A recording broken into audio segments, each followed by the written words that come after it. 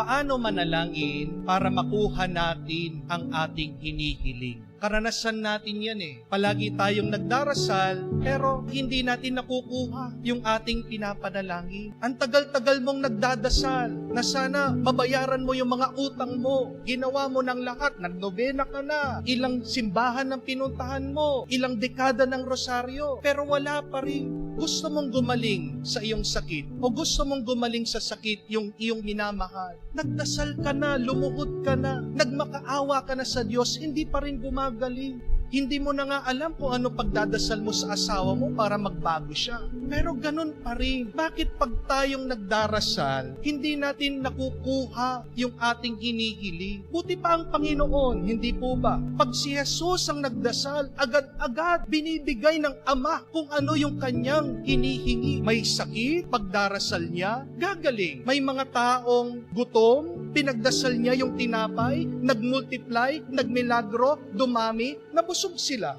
Merong patay, pinagdasal niya, muling nabuhay. Paano kaya natin magagawa yon na pag tayo din ay magdasal, makukuha natin yung ating hinihili? Kaya naman po sa ating ebanghelyo, isa sa kanyang mga disipulo, tinanong ang ating Panginoon, Panginoon, turuan mo naman kaming magdasal para pag kami din nagdadasal, epektibo kamukha mo. At si Jesus nagsimula sa kanyang pagtuturo, paano ba tunay at epektibong magdasal? At tatlong bagay po ang matututunan natin dito sa kanyang sinabi. The first one, when you pray, pray with love. Pray with tenderness. Pray with this deep relationship with God. Because the deeper your relationship with God, the more that you will receive His grace. Hindi ka makakatanggap ng maraming grasya na malayo ka sa Panginoon. Ito po yung tanong ko sa inyo. Halimbawa, meron nagpapalimos.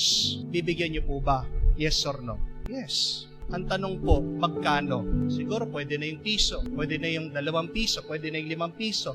Generous ka na, bibigyan mo 10 piso, 20 pesos. Very, very generous ka na kung bibigyan mo ng 50 pesos, 100. Ito po yung susunod na tanong ko.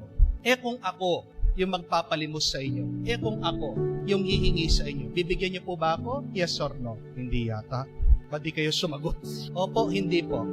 Yes. Salamat po ha. Kala ko mapapahiya ako sa inyo. Ito po yung susunod na tanong ko. Magkano? Magkano pong bibigay nyo sa akin? Siguro naman higit sa piso, no? Ang bibigay nyo po sa akin, no? Siguro naman higit sa 5 piso, sa 10 piso, siguro mababa na yung 100. Hindi po ba? Hindi naman po ako nagpaparinig na bigyan nyo ako. Pero kung gusto nyo bigyan, okay din po yung dollar at euro. Joke lang po. Pero, tingnan nyo po ito. Anong pagkakaiba nung nagpapalimos sa akin? Parehas din naman kaming humihingi, magpapalimos sa inyo. Bakit mas malaki yung ibibigay nyo sa akin kaysa doon sa nagpapalimos? Mas kawawa siya. Anong sagot? Kasi mas kilala nyo ako kaysa doon sa nagpapalimos. Amen? Pag mas kilala mo, pag mas mahal din, mas higit din yung ibibigay mo sa Kanya. Do you understand? Kaya nga po, kung talagang kilala ka ng Panginoon, malapit na malapit ka sa Panginoon, kung mahal na mahal mong Panginoon, sa tingin niyo po ba, pag nag-request ka sa Panginoon, hindi niya ibibigay sa iyo? Bakit po sa unang pagbasa, si Abraham humihiling sa Panginoon, Panginoon, Yahweh, huwag mo naman papatayin yung mga tao dito sa Sodom at Gomora. Baka merong mabuting tao dyan. Maawa naman po kayo. Aba, nakinig po ang Diyos sa kanya. Bakit? Because He knows Abraham. Abraham is His friend. Ganyan din po ang sinasabi ni Jesus sa kanyang talimhaga. Tatayo yung kaibigan, ibibigay yung hinihiling ng kanyang kaibigan, humihiram ng 3 tinapay. Bakit? Dahil sa kanilang pagkakaibigan. If you want your prayers to be answered, please cultivate this loving relationship with God. Cultivate a deep friendship with God. Ang sakit naman kasi na naaalala ka lang pag meron silang kailangan. Di po ba?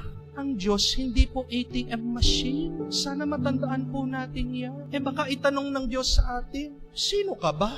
Ngayon lang kita nakita.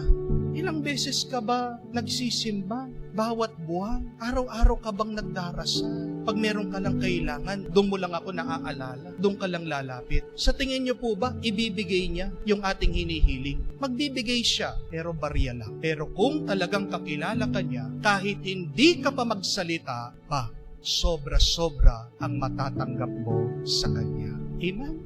Pray with love. Pray with a deep relationship with God, and you shall receive what you are praying for.